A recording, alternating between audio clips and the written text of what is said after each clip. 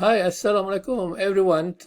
We are coming to our part 6 of leverage funding. And now the idea here is to highlight the pitfalls of bank leverage funding, because eventually we will see that this leverage funding system, so meaning that using leverage money to make loan or to make murabaha, it will shift risk in the Islamic bank, thus making Albay the ultimate victim. Because what we see here that the risk in the deposit will be now borne by the bank, because through this leverage funding system, the bank is getting a loan with interest from the depositors, and that loan contract will require the bank to secure the depositor full redemption of their deposit and fixed interest at maturity. So this is the modality that the Islamic bank has adopted from the conventional banking. So let me repeat that leverage funding is using leverage money to make loan, meaning that the bank do not use their capital fund to make loan, but instead using debt fund or money the bank borrow from the public, namely the depositors, comprising of the household, the business enterprises, of course from government agencies. So this is the banking model that is adopted by Islamic banks since they were set up in the early 60s. So when a bank uses leverage money to make loan, then it enters into a contract of interest-bearing loan with the depositors. So meaning that the depositors supply loans to the bank at a stipulated rate of interest. So this is the term that the bank enter into when they acquire loans from the depositor. And the terms of the loans has been mentioned earlier, but let me just reiterate that the interest-bearing contract, that supplies the leverage money to the bank, has the following terms enforceable in the court of law. So meaning that when you make a placement with a conventional bank, where this placement is in fact a loan that the bank acquire from the depositor, or this is a loan or money that the depositor gave to the bank as a loan. So the implication are as follows. Number one, that the bank must redeem the deposit on demand. So if there is a 100 billion deposit at the bank, then when the depositor withdraw this deposit on demand or unscheduled, then the bank must redeem the deposit.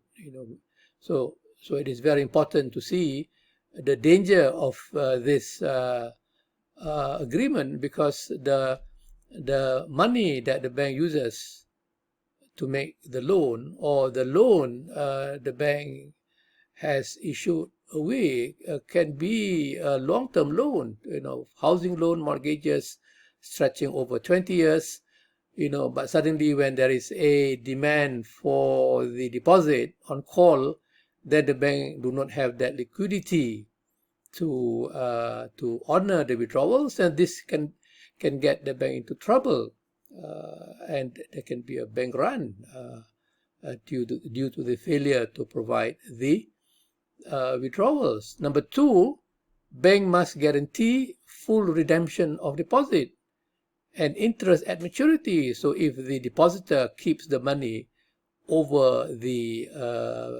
terms of the deposit, let's say over a year, then the bank must make sure that at maturity the bank is able to return the full amount of the deposit plus the interest. So this is again a great requirement that the bank must fulfill Otherwise, if they fail to do so, so there will be a repercussion, and there will be a bank run, if there is a failure to provide the liquidity when the time comes. Number three, based on the protection of deposit and based on the guarantee of interest, then we can say that the depositor, they don't carry any risk, right? So the depositor carries zero risk while enjoying the above benefit. So this is actually the riba system, where riba is the so-called benefit that the borrower acquire from the lender, acquire from the borrower. And what the lender will obtain will be the full amount of loan plus the interest that was agreed upon in the deposit contract. So we can see that the depositor carries zero risk while enjoying the benefits of capital protection with interest. So this is the riba system. So that is why when we look at conventional banking, we can see that riba is offered in the deposit market in order to motivate people to keep their money with the bank. And as you know, riba is an increase from a loan. So the deposit is a loan that the bank acquire from the depositor. So in leverage funding, now we can see that the deposit risk, that is the withdrawal risk, are shifted to the bank now. So since the depositor enjoy the benefit of capital protection and fixed interest, now any sudden withdrawal faced by the bank will have to absorb any losses arising from this withdrawal risk. So bank must make sure that they have sufficient liquidity to pay off any unscheduled big withdrawals, such as the like of Northern Rock Bank in 2008 and Silicon Valley Bank in the US last year in 2003. So a bank run can occur when bank fails to fully redeem the withdrawal. So this is the implication of using leverage money to make loan, which the Islamic Bank has adopted fully. And when they use the leverage money under Tauruk deposit or Kardu deposit or Wadi'ah deposit, they are liable for any losses arising from unscheduled withdrawals of the depositors. So the deposit contract, it also implies that the bank must also carry all the risk in the loan they make to the depositors, to the customer, right? So the bank uses the deposit fund to make loan or to make murabaha. So it also implies that now the risk in the murabaha or the risk in the loan are now borne by the bank, right? Since the depositor do not carry any risk, they will enjoy capital protection and the earning of fixed interest. So now the risk in the loan, which is credit, market, and operational risk, are all now to be borne by the bank. And due to such danger in loan, meaning that when the bank makes a loan, the bank will be exposed to these potential losses arising from default, arising from market volatility, and arising from negligence. This is under operational risk.